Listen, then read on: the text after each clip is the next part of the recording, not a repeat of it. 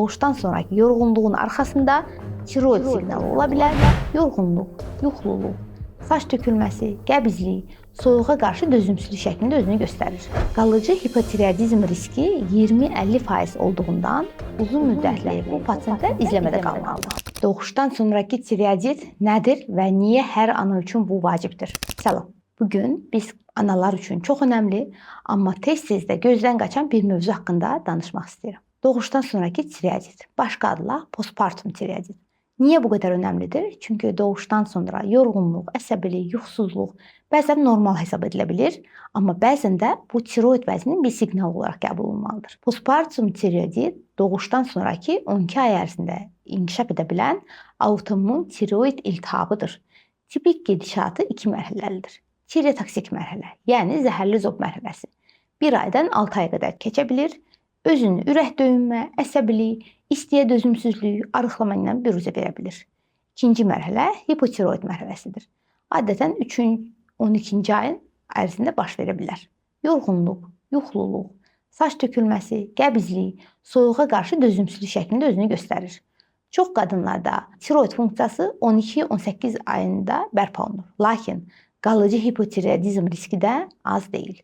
Nə qədər yayğındır və kimlər risk altındadır? Bu haqqda danışaq. Statistika göstərir ki, postpartum tireozit 5-10% yeni analarda görülə bilir. Antitipo pozitivliyi olan insanlarda, birinci tip diabetlilərdə, öncəki hamiləliklərdə postpartum tireozit yaşayanlarda, ailəvi autoimmun xəstəlikləri olanlarda risk daha çoxdur. Əvvəl postpartum tireozit keçirənlərdə növbəti hamiləlikdən sonra təkrarlanmaq riski çox yüksəkdir. Niyə çox vaxt qaçırılır? Çünki simptomların böyük hissəsi postpartum rutinə bənzəyir. Yəni yorğunluq, əhval dalğalanmaları, yuxu pozuntuları. Məhz buna görə protokollar hədəfli skrininqi tövsiyə edir. Yüksək riskli qadınlarda doğuşdan sonra TSH və FT4-ün dəyərləri 3-cü, 6-cı aylarda yoxlanılması lazımdır. Diaqnoz və diferensial diaqnoz qan analizlərinə əsasən və klinika əsasən qoyulur. Vacib diferensiasiya, yəni fərqləndirilməli xəstəliklər arasında Graves xəstəliyi, postpartum tireozit olması lazımdır. Müalicəsi mərhələyə görədir. Tireotoksik fazada mexanizm hormonların artıq miqdarda qana sızması olduğu üçün antisteroid preparatlar adətən verilmir.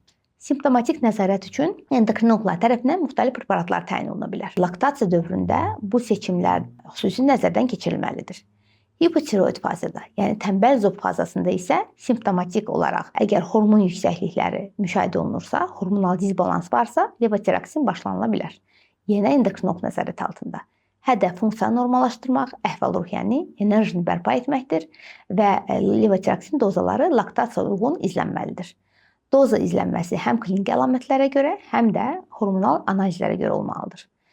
Qalıcı hipotireozizm riski 20-50% olduğundan uzun müddətli bu pasientlər izləmədə qalmalıdır. Skrininqi varmı? Böyük endokrin cəmiyyətlər skrininqi deyil, risk yönümlü yanaşmanı vurğulayırlar. Hamiləlik və postpartum dövrdə tiroid xəstəliyi olan qadınlar 6 həftə ərzində kontroldə olmalıdır. Risk qrupları isə hər 3-6 aydan bir tiroid hormonlarının müayinəsində olmalıdırlar. Bəs nəyi yadda saxlamalıyıq? Normal postpartum, yəni doğuşdan sonraki yorğunluğun arxasında tiroid siqnalı ola bilər və ona görə də bu mərhələdə əgər bu şikayətlər daha bariz özünü göstərirsə, mütləq endokrinoloq qəbulunda olmanız lazımdır. Levotiroksin effektiv metoddur, ancaq tənbəl zob mərhələsində hansı dərmanı nə vaxt içmənizə yalnız endokrinoloq qərar verə bilər. Ona görə də gələcək analar və ana namizədə olan xanımlar, həmçinin yeni doğuş edən xanımlarımız, əgər əsəbilik, ağlama, arıqlama, ürək çırpıntı şikayətləriniz varsa, ginekoloqunuzun yanına yoxlanışla bərabər bir endokrinoloji check-updan da keçmənizdə fayda vardır. Özünüzdən müğayət olun.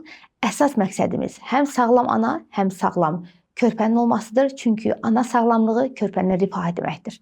Özünüzə yaxşı baxın və hormonlarınıza qulaq verin. Sağ olun.